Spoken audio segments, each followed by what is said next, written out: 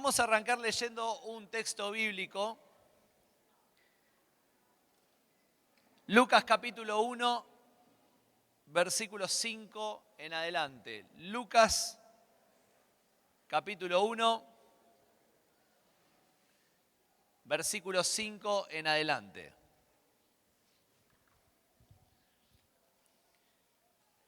Dice así: Hubo en los días de Herodes, rey de Judea, un sacerdote llamado Zacarías de la clase de Abías. Su mujer era de las hijas de Aarón y se llamaba Elizabeth. Ambos eran justos delante de Dios y andaban irreprensibles en todos los mandamientos y ordenanzas del Señor. Pero no tenían hijo porque Elizabeth era estéril y ambos eran ya de edad avanzada. Aconteció que ejerciendo Zacarías el sacerdocio delante de Dios según el orden de su clase, conforme a la costumbre del sacerdocio, le tocó en suerte ofrecer el incienso, entrando en el santuario del Señor. Y toda la multitud del pueblo estaba afuera orando a la hora del incienso. Y se le apareció un ángel del Señor, puesto en pie a la derecha del altar, y se turbó Zacarías al verle, y le sobrecogió temor. Pero el ángel le dijo: Zacarías, no temas. ¿Cómo? Así hablan los ángeles, ¿no? Yo creo que hablan así. Zacarías, no temas, porque tu oración ha sido oída, y tu mujer te dará a luz un hijo y llamarás su nombre Juan, y tendrás gozo y alegría. Y muchos se regocijarán de su nacimiento porque será grande delante de Dios. No beberá vino ni sidra y será lleno del Espíritu Santo aún desde el vientre de su madre. Y hará que muchos de los hijos de Israel se conviertan en el Señor Dios de ellos. E irá delante de él con el espíritu y el poder de Elías para hacer volver los corazones de los padres a los hijos y de los rebeldes a la prudencia de los justos, para preparar al Señor un pueblo bien dispuesto. Dijo Zacarías al ángel: ¿en qué conoceré esto? Porque yo soy viejo y mi mujer es de edad avanzada. Y ahí es donde el ángel le responde: yo soy Gabriel, que te envío, bla, bla, bla, y le da otra palabra de parte de Dios, que no lo vamos a leer en este momento para ahorrar tiempo. Pero dice el final de la historia que Zacarías permaneció mudo, o mejor dicho, sordo y mudo, hasta que se dio el cumplimiento de la profecía. El libro de Lucas tiene una particularidad. Si les pregunto lo siguiente: Lucas, el escritor del Nuevo Testamento, ¿fue discípulo de Jesús o no? ¿Cuántos dicen que sí? Levanten las manos. ¿Cuántos dicen que Lucas era uno de los discípulos de Jesús? Levanten la mano. Ahí levantó la silla el amigo. ¿Cuántos dicen que Lucas no era discípulo de Jesús? Muy bien, el resto no anda en chusmeríos, entonces no saben, ¿no? Muy bien. Ganaron los que levantaron en segundo lugar la mano. Lucas no era un discípulo de Jesús, sino que en realidad Lucas aparece en escena un poquitito después como el vocero de María, la madre de Jesús, y por eso desarrolla su escrito. Ahora es interesante y les animo a todos a leer el Evangelio de Lucas, porque se dice que el Evangelio de Lucas es el Evangelio del Espíritu Santo, y de hecho escribe también Hechos donde la incursión del Espíritu Santo, la influencia del Espíritu Santo es grande. Y en este pasaje que acabamos de leer es la primera mención neotestamentaria del fluir del Espíritu Santo en una persona. Y es justamente que se desarrolla a través de la vida de Zacarías y en el santuario. Ahora vamos a ver un poquitito de esta historia y después quiero hablar acerca de cuáles son los componentes de nuestro llamado y qué es lo que Dios quiere para desarrollar en nosotros. Esta historia nos habla de un personaje llamado Zacarías principalmente, que cuáles eran las características que tenía él y su esposa. A ver quién encuentra en la Biblia qué es lo que dice con respecto a cómo eran ellos. Bien, de edad era viejo. Por ahí dice: yo soy viejo y mi mujer, ¿qué dice? De edad, fíjense qué piola que fue Zacarías. No dijo mi mujer una vieja también, dijo mi mujer es de edad avanzada, yo soy viejo. Entonces de edad avanzada ya tenemos que eran los dos. ¿Qué más? Benja, ¿cómo? Era estéril, me lo reveló el Espíritu, ¿vieron? Yo sabía que era Benjamín, a ti te digo, y eres hincha de Boca también. Te vas a hacer hincha de Boca, eso me lo revela el Espíritu también, sí, ahí está. Era viejo, era de edad avanzada, pero ¿qué más, Benja, dijiste? ¿Qué más dijiste? Era estéril, Elizabeth era estéril. ¿Qué otra característica? Lo tiene en la Biblia, no le estoy preguntando. ¿Cómo? Eran íntegros, eran personas íntegras. Dice que andaban justos, como justos e irreprensibles delante de todas las ordenanzas y los mandamientos del Señor. En otras palabras, eran personas impecables. ¿Conocen esa gente en la iglesia que no le encontrás ningún error? Que andan siempre así, hasta te da vergüenza hablar con ellos porque pensás que te van a decir, apartate de mí, Satanás, ¿no? Algo por el estilo. Siempre hay alguien que tiene una aurea de santidad zarpada, bueno, andaban así. Pero me llama la atención una palabrita que aparece después de describir cómo eran ellos. Dice, pero no tenían hijo. Ahora mi pregunta es a ustedes, conocedores de las Escrituras, porque ya saben que Lucas no era discípulo de Jesús. Les hago otra, a ver si la saben también. ¿Cómo estaba vista la esterilidad en la época de Jesús? ¿Cómo? Mal vista, como una maldición. Como que había algún pecado interno, el cual la consecuencia hacía que Elizabeth no pudiera tener hijos. Ahora, qué contradictorio, ¿no? Dice que andaban justos, como justos, irreprensibles en las ordenanzas, en los mandamientos del Señor, pero no tenían hijos. O sea, pero había algo raro, según lo que pensaba la gente, acerca de Zacarías y Elizabeth. Entonces Zacarías entra a ofrecer el incienso. ¿Y qué era el incienso? Era una especie de aroma, una especie en realidad, un aceite que se quemaba en el santuario y la fragancia indicaba y representaba la oración del pueblo de Dios. Por eso en Apocalipsis nos dice que el incienso era la oración de los santos. El incienso se levantaba y de acuerdo a cómo era recibida por Dios, ¿estaba todo bien o estaba todo mal? ¿Viste cuando te toca esperar a alguien que está rindiendo un examen y es de a uno el examen? Estás ahí afuera esperando y ves por la ventanita que el de adentro está sudando, ¿no? Y está así. Y los profesores o los maestros están ahí preguntando y está con cara de descompostura o de estreñimiento, ¿no? Está así, que ya no aguanta más. Y vos decís, uy, ojalá que pueda salir rápido. Pero peor es cuando no podés ver qué es lo que está pasando adentro. Cuando sabés que le están tomando examen o está en la consulta médica y estás afuera esperando a ver qué es lo que está sucediendo, es un garronazo. Y así estaba el pueblo, estaba fuera del santuario esperando que Zacarías ofreciera el incienso. ¿Por qué? Porque si la ofrenda de Zacarías no era aceptada, todo el pueblo estaba en falta. Todo el pueblo pagaba las consecuencias.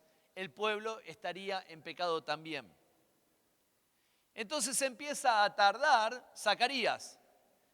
Zacarías no... Bueno, acá en el interior hay mucha tranquilidad, mucha seguridad, ¿no? Ayer caminábamos por la calle a la noche, a la madrugada.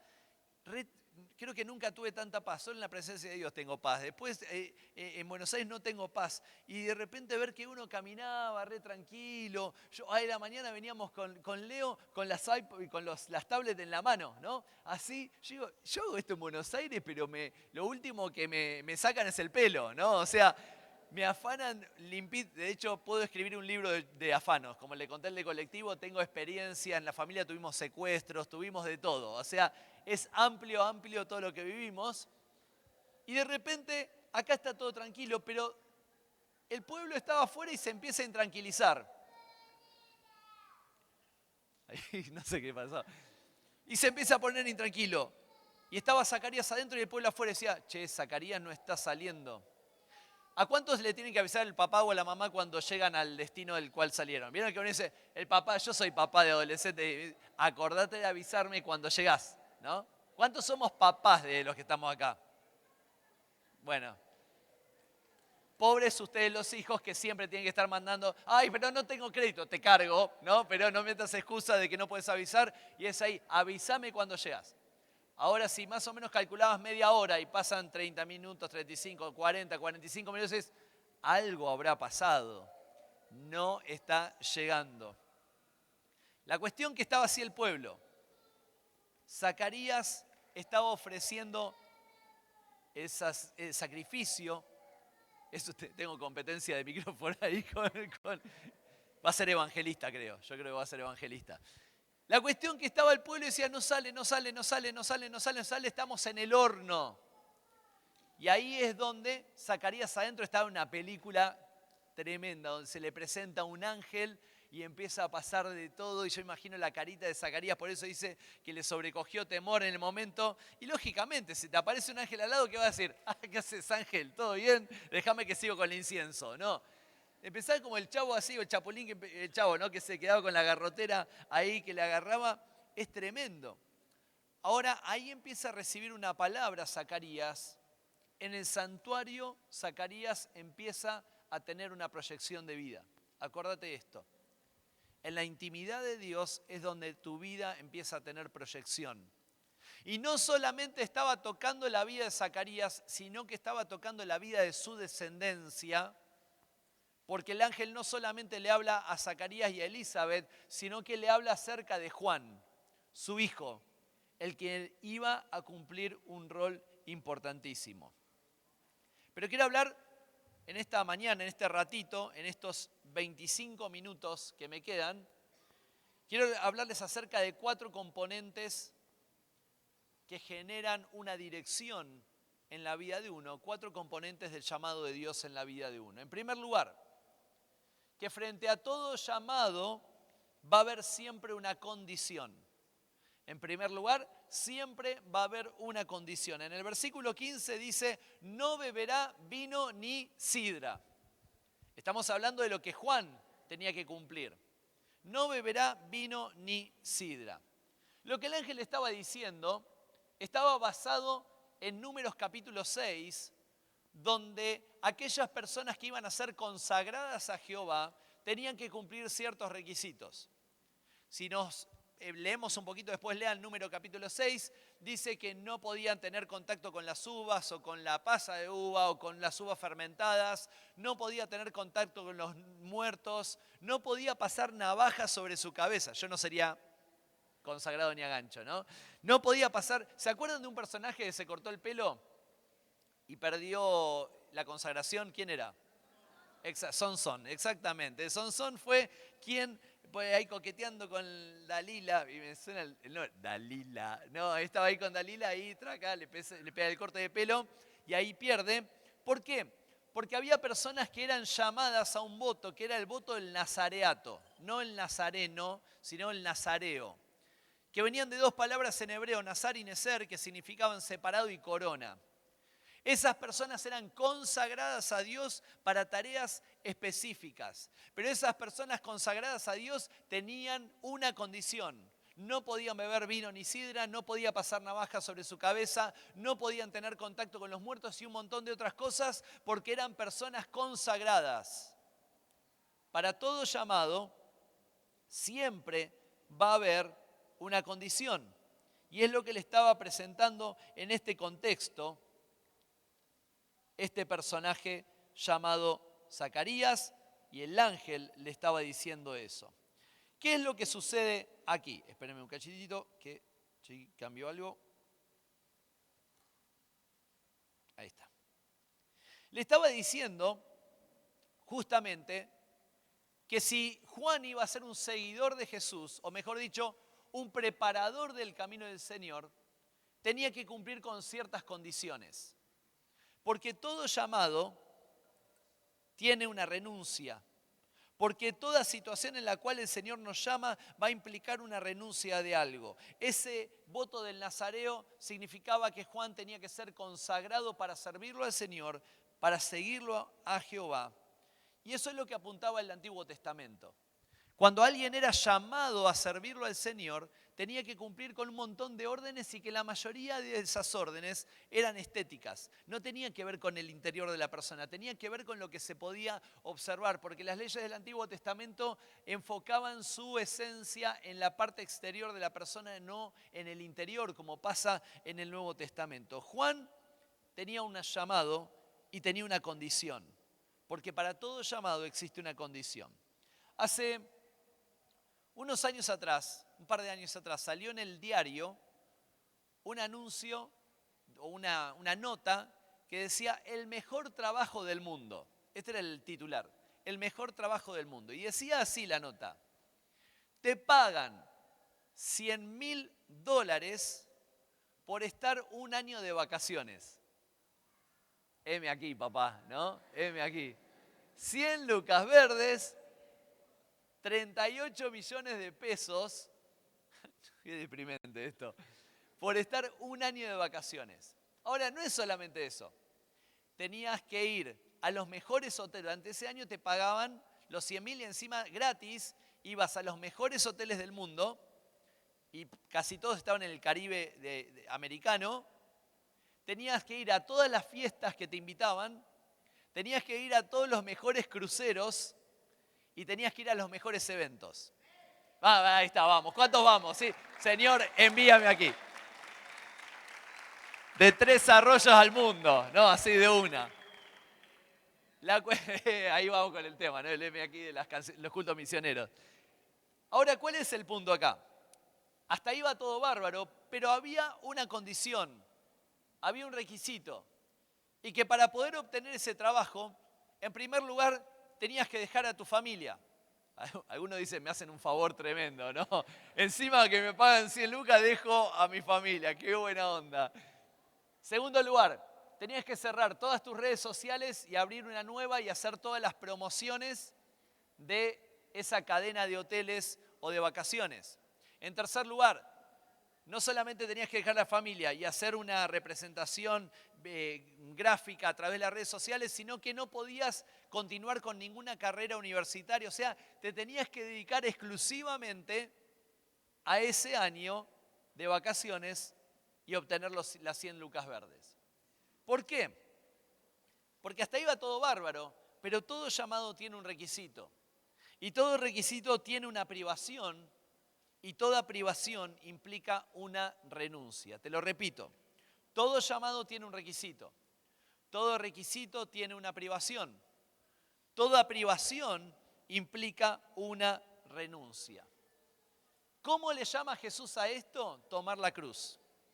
Renunciar a todo y tomar la cruz. Esta es la versión bíblica de lo que implica esa condición al servicio del Señor. Y Jesús lo hizo con los discípulos, con los que se iba encontrando, y dice, hey, deja tus redes y empezá a seguirme. Deja tu familia, empezá a seguirme. Empezá a dejar todo lo que te puede retener y empezá a transformarte en un discípulo. Por eso dice en Lucas, si alguno viene a mí y no deja casa, hermanos, padre, madre, trabajos, hijos, no puede ser mi discípulo. El componente principal del llamado de Dios en nuestras vidas es la renuncia, es la abnegación. Cuando uno quiere más fuego de parte del Señor, uno tiene que aprender a renunciar a todo lo que puede ser un obstáculo en esta tierra. Pero Lucas lo deja ahí picando y Mateo toma esa idea del llamado y la renuncia y lo amplía. Y registra unas palabras del Señor que dice, no todo el que me dice Señor, Señor, entrará en el reino de los cielos, sino ¿quién? ¿El que hace qué cosa? Muy bien, ¿cómo saben la Biblia? Me encanta eso, ¿no? La voluntad de mi Padre. No todo el que me dice Señor, Señor va a entrar, sino el que cumple con la voluntad del Padre. Y acá es donde se empieza a ajustar muchísimo más. Porque muchas veces hasta cantamos en la iglesia. Quebranta mi, conocen la canción, quebranta mi corazón, y ponemos cara de quebranto. ¿No? Termina el culto y viene el primer quebranto, y alto quebranto viene encima, ¿no? Y vos estás, ay Señor, mira este quebranto que me está agarrando, este problema que me está agarrando. Señor, líbrame de este quebranto. Y el Señor te dice, che, pero pará, hace 30 minutos me estaba cantando, quebranta mi corazón, quebranta. Sí, Señor, pero vos te lo tomás todo a pecho. Yo te lo decía porque sonaba lindo en la canción, pero no es tan así. Y empezamos a decirle, Señor, Señor, pero cuando el Señor nos pide que hagamos algo, empezamos a dudar si lo vamos a hacer. Empezamos a cuestionarnos si lo vamos a hacer o no. ¿Hasta dónde el Señor es Señor de nuestra vida si nosotros podemos decidir? ¿Hasta dónde Jesús es Señor de tu vida si te queda a vos un margen de decisión? Obviamente todos tenemos libre albedrío. Todos podemos decidir, pero si hablamos de que Cristo es Señor de nuestras vidas, lo que nos dice el Señor es lo que tenemos que hacer, sin cuestionar, sin refunfuñar, sin hacer berrinche, sin hacer nada, es obedecer lo que el Señor nos está pidiendo y punto. Por eso tenemos que entender algo fundamental, y esto quiero que te lo acuerdes y lo dejes recontra grabado en tu vida. No le pidas a Dios que guíe tus pasos si no estás dispuesto a caminar por donde Él te dice que camines. No le pidas a Dios que dirija tu vida si no estás dispuesto a caminar por donde el Señor termina siendo la dirección y la apertura a los nuevos caminos. ¿Por qué? Porque significa que todavía, si no lo haces, no terminaste de morir. Les hago una pregunta. ¿En qué momento bajaban las personas de la cruz? ¿Crucificaban a alguien? ¿Cuándo lo bajaban? Le decían, che, te dejamos acá 10 minutos y después te bajamos. No. Cuando morían, bajaban a las personas de la cruz. Ahora el problema es que hay en la iglesia personas que están por años crucificados, agonizando y no terminan de morir. Es, ay Señor, te entrego el 99.9% de mi vida. Y el Señor dice, payaso, morí el 100%. No, Señor, retengo. No esas palabras que son enfáticas. Retengo el 1%. No, es el 100%. Un teólogo llamado Martin habla del pasaje de Gálatas 2:20 en 3 etapas. Gálatas 2:20 dice, con Cristo estoy juntamente crucificado y ya no vivo yo, sino Cristo vive en mí. Lo que ahora lo vivo en la carne, lo vivo en la fe del Hijo de Dios, por el cual me amó y se entregó a sí mismo por mí. Habla acerca de 3 etapas. Primero, la mortificación. Estoy juntamente crucificado con Cristo. En segundo lugar, la vitalización. Lo que ahora vivo, lo vivo en la fe. Entonces, primero muero, después vivo en la fe. Y en tercer lugar, la manifestación. Cristo vive en mí. Cristo se manifiesta en mi vida. Cristo termina siendo el timón de mi vida, termina siendo el destino de mi vida, donde cada uno de mis pasos son direccionados por Él. Por eso, el componente principal del llamado de Dios es la renuncia. Es que siempre vamos a tener una condición. El Señor te va a poner condiciones. ¿Y cuál es esa condición? Morí. Morí. ¿Cuántos muertos hay acá? No le hablo a los de arriba, chicos, no. ¿Cuántos muertos en Cristo, a la carne y vivos en Cristo tenemos acá? Si todavía no moriste, vas a seguir sufriendo en esta vida. Cuando morís, el muerto ya no siente nada. Porque Cristo es el que vive ahora en nosotros. Por eso la primera condición es morir a nosotros. En segundo lugar, cuando el Señor nos llame, siempre va a haber un respaldo. En el versículo 15 dice, y será lleno del Espíritu Santo aún desde el vientre de su madre. Ahora, no significa esta frase que Juan iba a ser regenerado en la panza de Elizabeth, sino que lo contrario, está hablando acerca de que esa plenitud del Espíritu Santo que iba a habitar en la vida de Juan, le iban a activar un poder profético respaldado por el Espíritu Santo en cada contexto donde se moviera. La plenitud de la que el ángel estaba hablando a Zacarías era la plenitud que Juan iba a contar con un respaldo en su ministerio llamado Espíritu Santo y que lo iba a acompañar en cada una de sus manifestaciones terrenales. Juan iba a ser utilizado por el Espíritu Santo de una manera excepcional. Qué bueno que es que podamos contar con este respaldo en nuestras vidas. Que el Espíritu Santo está en nosotros y que muchas veces nos va a mover a hacer cosas que ni nos imaginábamos. Tenía 14, 15 años. Reunión día miércoles en la iglesia, reunión de oración. Imagínense, ¿todos tienen reunión de oración en la iglesia? Me imagino que sí, ¿no? Bien. Imagínense que una iglesia tiene 100 personas, para hacer números redondos, 100 personas. ¿Cuántas personas van a la reunión de oración? Si van 20 es un avivamiento ya prácticamente, o sea, está explotando el espíritu en ese lugar. 5 como mucho, con toda la fe, la furia y la pasión, 5 personas. Éramos 5 ese día, ¿no? Y yo estaba tocando el teclado, porque en esa época tocaba el teclado en la iglesia, y entra un matrimonio recontra cheto, bien vestido, pero zarpado. Y entramos, todo así, ¿no? Caminando, nariz parada, mal. Y se sienta en la primera fila. Yo digo, qué raro matrimonio tan bien vestido, un día miércoles, mi iglesia es una iglesia de barrio, o sea, no es chetaje, y se sientan en la primera fila, y cuando se sientan en la primera fila, yo estaba tocando el teclado, quedan parados en la primera fila, estábamos tocando no sé qué canción, y el Espíritu Santo me dice, andá y decirles esto. Y yo estaba tocando, ni loco le digo eso, Señor, ¿no? Estaba, andá y 14, 15 años tenía. Andá y decir, no, Señor, no voy. Sí, andá y la chica que estaba cantando me mira como diciendo, ¿qué estás tocando? Porque yo estaba discutiendo con el Señor y me había olvidado que estaba acompañando a la chica. Y ahora van a darse cuenta por qué. Bueno, termina la reunión, una presión en el pecho tenía terrible. Bajo de la plataforma, le pido permiso a uno de los copastores de la iglesia para darle una palabra a este matrimonio que estaba ahí. Y me paro delante del matrimonio. Y encima eran más altos que yo. Yo los miraba así. Hola, ¿qué tal? Bueno, los veo por primera vez. Ustedes no me conocen, soy Fernando, yo no los conozco a ustedes también. Todo el protocolo, ¿no? Pero Dios me dijo que les diga lo siguiente. Y ahí cierro los ojos. Dios me dijo que les dijera que llegaron a este lugar como último recurso, después de haber pasado por otros lados, por un problema matrimonial, a causa de la infidelidad de tu marido con alguien cercano, ¿no? Por eso era que luchaba arriba de la plataforma. No era que me decía Dios los ama, no, no. Era heavy. Y estaba así, yo, ay, Señor amado. Y había 3 posibles resultados. Primero, que me comiera una trompada acá de una, por eso tenía los ojos cerrados para no sufrir antes, sufrir directamente el golpe. Segundo, que se agarraran entre, ¿qué me hiciste? ¿Qué me...? Que empiezan a discutir entre ellos. Y en tercer lugar, que se quebrantaran y dijeran, es así.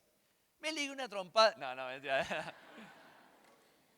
De vuelta, abro el ojo que tengo sano, miro así y estaban en un mar de lágrimas. Dije, ay, gracias Señor. No, de vuelta, como con Juancito. Gracias Señor.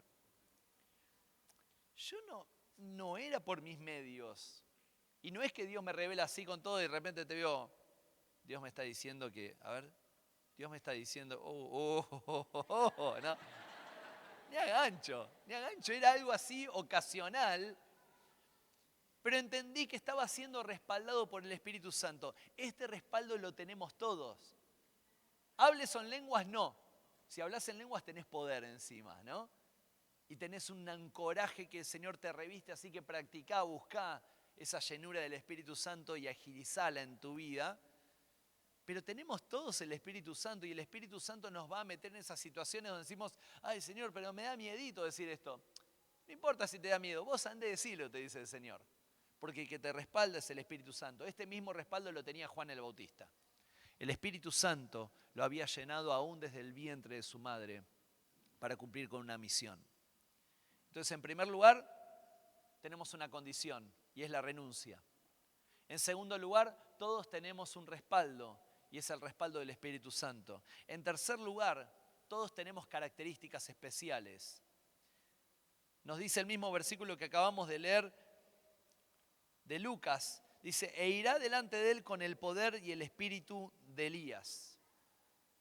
Juan iba a tener características similares a Elías. De hecho, lo confundían algunos con Elías por la forma del discurso que tenía, por las vestimentas. ¿Cómo se vestía Juan? Con piel de camello, cinturón de cuero. Imagínense un tipo, el extraño, de pelo largo, porque no se podía cortar el pelo, con piel de camello, cinturón de cuero, comía miel silvestre, langostas, se comía yo por el campo y decían, uy, qué rica langosta, atrás se la entraba, ¿no? Las langostas se le iban corriendo cuando venía Juan de cerquita. Decían, no, se nos termina la vida. Imagínate un tipo así, lo asociaban con Elías, pero no solamente por las fachas que tenía, sino por algo más importante que era el discurso, el talento, las capacidades que tenía para poder llegar. Juan No era como Elías, pero tenía el mismo poder que Elías, tenía la misma impronta que Elías, iba a transmitir lo mismo que Elías. ¿Qué era lo que le quería decir el ángel a Zacarías cuando le habló acerca de esto de su hijo? Que Juan iba a contar con un sello, iba a contar con una marca que iba a caracterizar su ministerio, que Dios le iba a utilizar a Juan con recursos y cualidades personales. Hay una canción que hay una parte de la canción que me genera conflicto. El resto me encanta, pero hay una parte que me genera conflicto. Y es esa que dice, no tengo nada para ofrecer, nada que... La cantaba bien ahí, ¿no? La conocemos casi todos, seguramente. Ahora es un chamullo eso. ¿Por qué? ¿Cómo vamos a decir y ponemos cara de pobrecito tipo pidiendo plata? No tengo nada para ofrecer. Una monedita, no.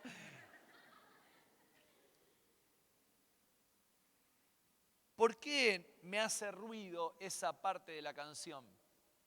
Porque Dios no nos hizo seres huecos e intrascendentes.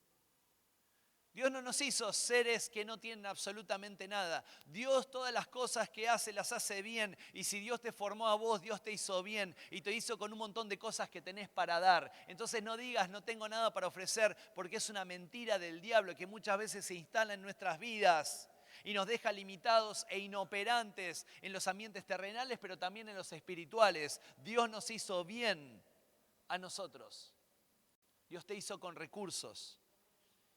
Qué diferente que hubiese sido la historia si ese joven que se acercó a Jesús con 5 panes y 2 peces hubiese dicho, no, son muchos miles de personas, ¿qué voy a entregar? Es muy poquitito lo que tengo para darle a tanta gente de comer. Qué diferente hubiese sido la historia si esa viuda no hubiese puesto las vasijas para que se llenaran de aceite ahí en Sarepta.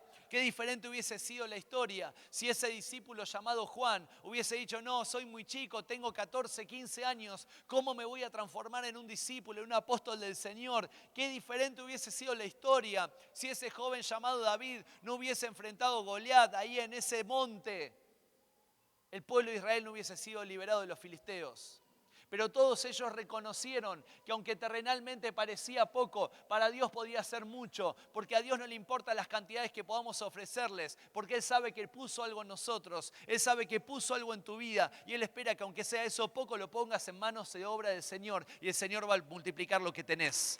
Él siempre va a multiplicar lo que hay en tus manos.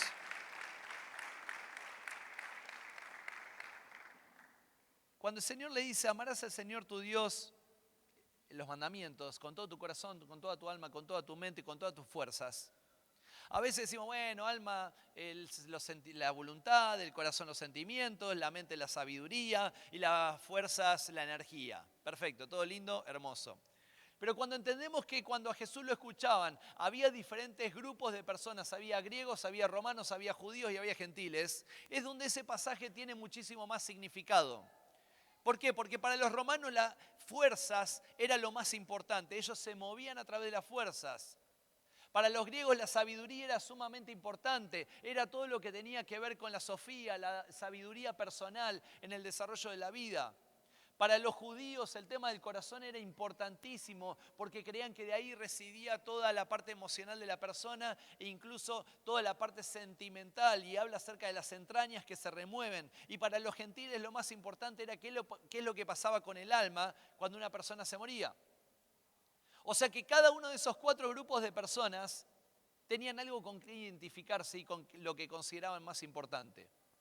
Los griegos, la sabiduría, los romanos, las fuerzas, los gentiles, el alma, los judíos, el corazón. Entonces es como que Jesús dice, amarás al Señor con toda tu alma. Les está diciendo a los gentiles, si para ustedes lo más importante es el alma, amen a Dios con toda su alma.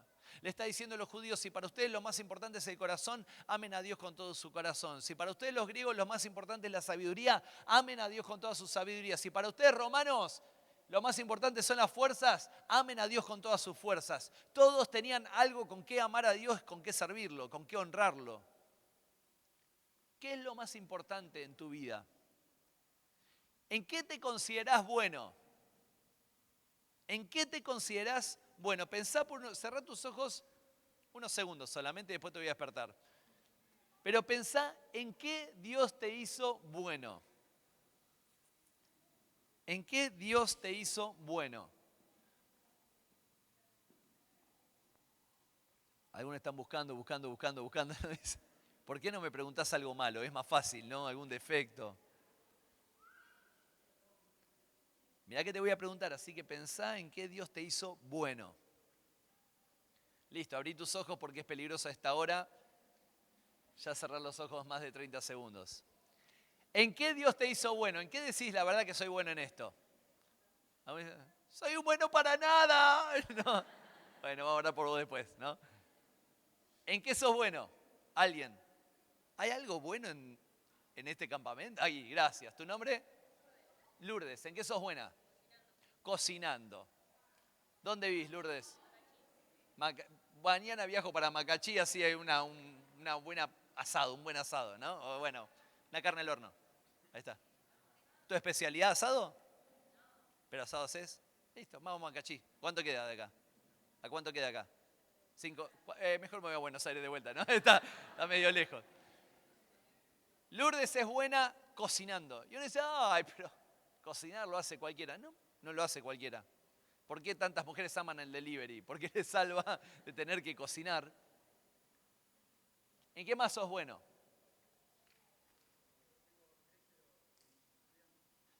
Me encantó lo que tengo 3 cosas, pero principalmente...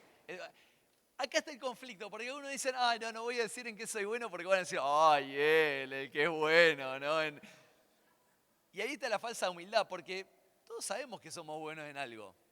Ahora, el problema es cuando vos sabés que sos bueno y te dice, uy, qué bueno sos. Ay, no, o la gloria es para Dios, la gloria es para Dios, ¿no?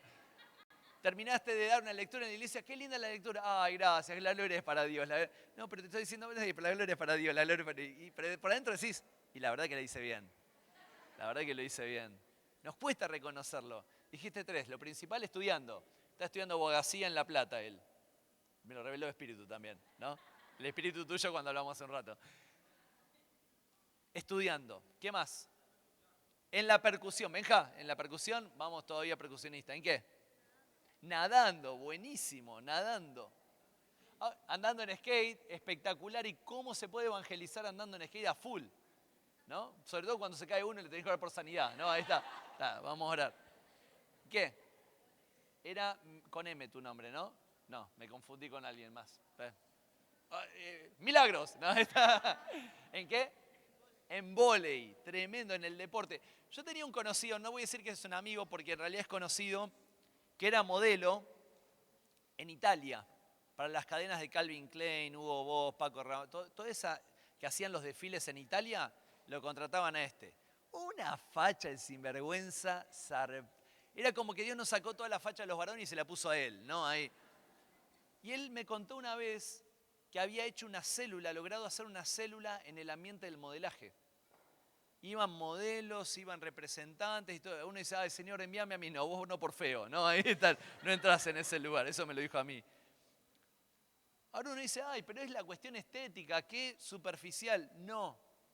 Cuando Dios quiere usar algo, no importa si es superficial o súper interno, porque Dios utiliza todo para su gloria. Dios te da capacidades, Dios te da cosas para hacer. Entonces, si Lourdes es buena cocinando, amá a Dios con la cocina. Si sos buena nadando, amá a Dios con el nado. Si sos bueno a través de la percusión, amá a Dios con la percusión. Si sos bueno estudiando, amá a Dios con el estudio. No me acuerdo, si sos buena con el vóley, amá a Dios a través del vóley. O sea, Dios te hizo bueno. Dios no hace las cosas mal. Y si Dios te creó a vos, es con un propósito. Y tenés una característica. No digas que no tenés nada para dar. Aún el que estuvo pensando y todavía no encontró en qué es bueno. Porque hay uno que todavía dice, y va a dormir en la noche, ¿y en qué soy bueno? Mañana en el viaje a Ralecó, va ahí todo. ¿Dónde están los de Ralecó? Ahí está, la primera fila. Van a seguir pensando, Dios te hizo, repetí conmigo, Dios me hizo con características que no las tiene ningún otro. Entonces dijimos en primer lugar que el llamado en nuestras vidas tiene una condición. En segundo lugar, que el llamado tiene ¿qué cosa? ¿Qué dijimos en segundo lugar? Condición, un respaldo que era del Espíritu Santo. En tercer lugar, que el llamado importa características personales, un sello, así como lo tuvo Juan. Y en último lugar, todo llamado implica una misión. Y el versículo 16 dice, para hacer volver los corazones de los padres a los hijos y de los rebeldes a la prudencia de los justos, para preparar al Señor un pueblo bien dispuesto. Hay algo llamativo, que tanto Juan como Elías tenían en común la circunstancia en la cual habían llegado. Elías, ministró con poder e hizo milagros, y eso lo encontramos en Segunda de Reyes, donde él se va moviendo de una manera increíble y Dios lo usa con milagros sobrenaturales y con poder. Juan predicó con su separación y el ejemplo testimonial de su vida la trascendencia de lo que era el reino de los cielos en la tierra. Y acá, chicos, viene lo más importante, y con esto quiero terminar. Que hace 2900 años, como cuando ministró Elías, o hace 2000 años como cuando ministró Juan, hoy día estamos en una crisis social y tenemos esa similitud en la cual estuvo Jesús o Juan predicando y estuvo Elías, una corrupción en lo moral, en la sociedad, que está deteriorando cada vez más lo que estamos viviendo. Y es ahí donde Dios espera que nos levantemos, ahí como se lo dijo a Zacarías, que haga volver los corazones de los padres a los hijos y de los rebeldes a la prudencia de los justos, para preparar a un pueblo bien dispuesto para el camino del Señor. Y Dios te está llamando en este lugar para preparar un camino para el que viene, y ese es Cristo, el que va a entrar en los corazones de cada uno de los que te rodean. ¿Y cómo lo vas a hacer? Estás diciendo. ¿Cómo voy a hacer que vuelvan los padres a los hijos y los rebeldes a la prudencia de los justos? ¿Cómo puedo preparar un camino para aquellos que tienen que llegar a Dios? En primer lugar, muriendo, y esa es la condición, y dejando vivir a Cristo en tu vida. En segundo lugar, teniendo en cuenta que el respaldo te lo da el Espíritu Santo. No te va a poner el sello un político, no te va a poner un sello tu pastor, no te va a poner un sello tu líder, no te va a poner un sello tus padres. El sello te lo pone el Espíritu Santo en tu corazón, y es el sello que no se invalida con absolutamente nada. Y en tercer lugar, que ese sello va acompañado por características.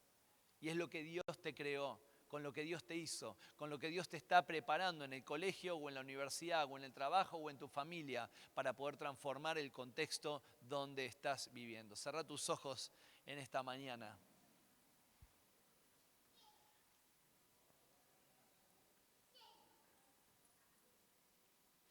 No digas que no tenés nada para ofrecer.